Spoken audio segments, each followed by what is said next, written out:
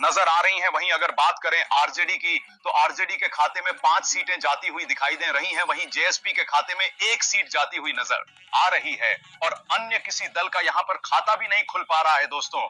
अभी तक 243 सीटों में से 89 सीटों का रुझान आ चुका है, जिसमें से बीजेपी पार्टी को 33 सीटें मिलती हुई नजर आ रही हैं। वहीं इंडिया महागठबंधन को यहां पर 48 सीटें मिलती हुई दिखाई दे रही हैं। वहीं अगर हम बात करें जेएसपी पार्टी यानी प्रशांत किशोर जी की पार्टी की, तो दोस्तों यहां पर 6 सीटें मिलती हुई नजर आ रही हैं और मुस्लिम नेता ओवैसी की पार्टी को यहां पर 2 सीटें मिल रही हैं। तो दोस्तों अभी तक की सबसे बड़ी रिपोर्ट निकल कर आ रही है, आरजेडी पार्टी अभी तक अपनी बढ़त बनाए हुए चल रही है। दोस्तों लाइव में बने रहिए, आपको सभी सीटों को यहां पर लाइव दिखाया जाएगा, कहां पर किसको कितनी सीटें मिल रही है, तो लाइव में बने रहिए। दोस्तों चलते हैं अब सीतामढ़ी जिले में और देखते हैं यहां पर बिहार विधानसभा की 8 सीटें हैं, जिसमें बीजेपी पार्टी को 3 सीटें मिलती हुई नजर आ रही हैं। वहीं आरजेडी यानी इंडिया महागठबंधन को 5 सीटें मिलती हुई नजर आ रही हैं और यहां पर जेएसपी पार्टी या अन्य किसी दल का खाता भी खुलता हुआ नजर नहीं आ रहा है। दोस्तों आप लोग किस पार्टी का समर्थन कर रहे हैं, कमेंट बॉक्स में जरूर लिखते रहिए। अब बात कर रहे हैं दोस्तों कटिहार जिले की। कटिहार जिले में बिहार विधानसभा की 7 सीटें हैं, जिसमें से बीजेपी पार्टी को यहां पर 3 सीटें मिलती हुई नजर आ रही हैं और वहीं आरजेडी पार्टी को यहां पर 2 सीटें मिलती हुई दिखाई दे रही हैं। वहीं अगर हम बात करें जेएसपी पार्टी की, तो जेएसपी पार्टी का यहां पर खाता खुलता हुआ नजर नहीं आ रहा है।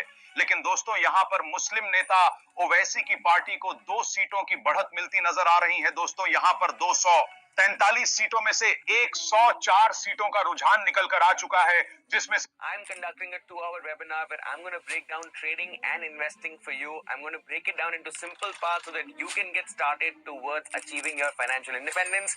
Don't think, click on the link. यहाँ पर 6 सीटें मिलती नजर आ रही हैं मुस्लिम नेता ओवैसी की पार्टी की। दोस्तों सिवान जिले में बिहार विधानसभा की 8 सीटें हैं, जिसमें से बीजेपी पार्टी को 4 सीटें मिलती हुई नजर आ रही हैं। वहीं अगर बात करें आरजेडी पार्टी को, तो आरजेडी पार्टी को भी यहाँ पर 4 सीटें मिलती दिखाई दे रही हैं। दोस्तों सिवान जिले में बीजेपी और आरजेडी में मुकाबला एकदम टक्कर का है और अन्य किसी दल को यहाँ पर कोई भी सीट मिलती हुई नजर नहीं आ रही है।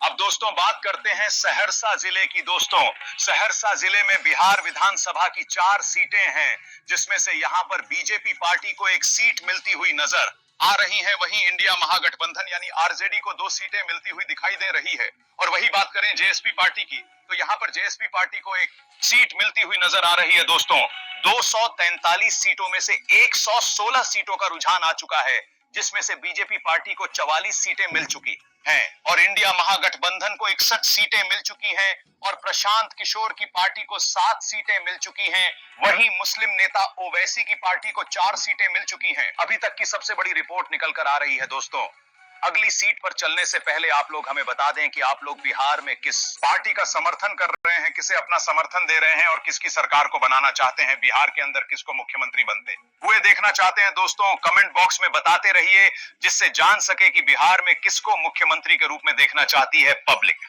अब दोस्तों बात करते हैं अगले जिला वैशाली की। दोस्तों वैशाली जिले में बिहार विधानसभा की 8 सीटें हैं, जिसमें से बीजेपी पार्टी को 5 सीटें मिलती हुई नजर आ रही हैं। वहीं आरजेडी यानी इंडिया महागठबंधन को यहां पर नुकसान होता हुआ दिखाई दे रहा है और यहां पर इंडिया महागठबंधन को मात्र 2 सीटें मिलती हुई नजर आ रही हैं। यहां पर जेएसपी पार्टी को 1 सीट मिलती हुई दिखाई दे रही है।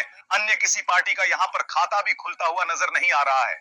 दोस्तों अब हम बात करते हैं जहानाबाद की।